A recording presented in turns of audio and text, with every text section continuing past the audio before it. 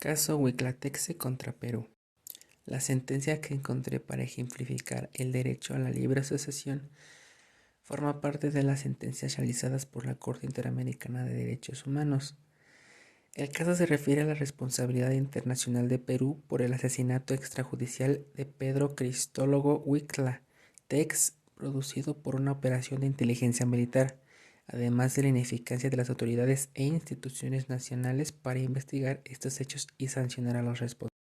Esta sentencia tiene fecha de 3 de marzo de 2005 con registro de serie C número 1214.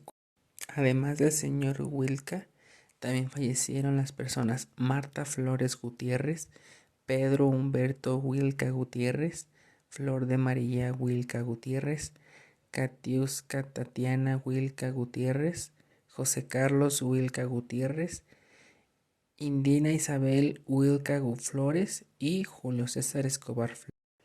Los representantes del caso fueron la Comisión de Derechos Humanos de Perú y el Centro por la Justicia y el Derecho Internacional. Naturalmente se entiende también que el estado demandado fue Perú.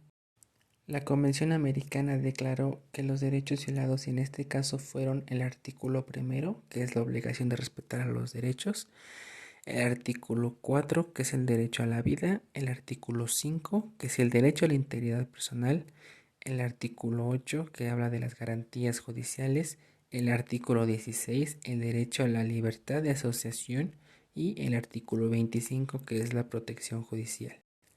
Los hechos del presente caso se contextualizan en el marco del conflicto armado peruano, donde los integrantes del Grupo Colina, compuesto por miembros del ejército, cometieron una serie de violaciones a los derechos humanos como parte de una política antisubversiva que se extendió a la eliminación de personas que eran consideradas contrarias al régimen. El señor Pedro Huitlatexe era secretario general de la Confederación General de Trabajadores de Perú y participó durante muchos años como activista político y científico. El 18 de diciembre de 1992, el señor Pedro Huitlatexe se disponía a salir de su domicilio en la ciudad de Lima en compañía de sus hijos, cuando miembros del grupo Colina se les acercaron. Uno de ellos le disparó varias veces, lo cual ocasionó su muerte. Desde entonces sus familiares interpusieron una serie de recursos a fin de que se investigara lo sucedido y se sancionara a los responsables de la muerte del señor Pedro. La fecha que se tiene registrada la realización de la presentación de la petición fue el 4 de junio de 1997. La fecha en la que la Corte presentó el informe de admisibilidad fue el 25 de septiembre de 1998 y la fecha de informe de fondo fue el 23 de octubre de 2003. Finalmente, la fecha de remisión del caso a la Corte fue el 12 de marzo de 2004. La Corte Interamericana de Derechos Humanos presentó la demanda con el fin de determinar si Perú violó los artículos mencionados anteriormente en relación al artículo 1.1 de la Convención Americana sobre Derechos Humanos, en perjuicio del señor Pedro y su familia, ya que las víctimas que se mencionaron al principio, además del señor Pedro, se confirmó que era familia directa de él, la señora Marta Flores Gutiérrez, que era su esposa, y los demás eran sus hijos. Los representantes de las víctimas, que recordemos eran la Comisión de Derechos Humanos de Perú y el Centro por la Justicia y el Derecho Internacional, coincidieron con el pliego petitorio de la Corte Interamericana de Derechos Humanos y además alegaron la violación del artículo 16 de la Convención Americana sobre Derechos Humanos en perjuicio del señor Pedro Cristólogo Huitlatexe.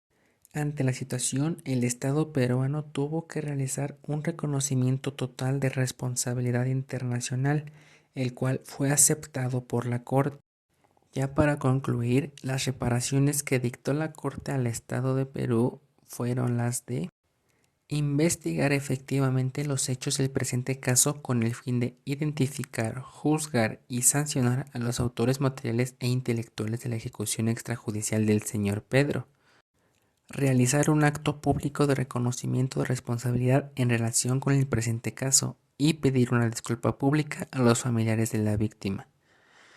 Además de publicar en el Diario Oficial y en todo diario de circulación nacional, tanto en la sección dominada Hechos establecidos como la parte resolutiva de la presente sentencia.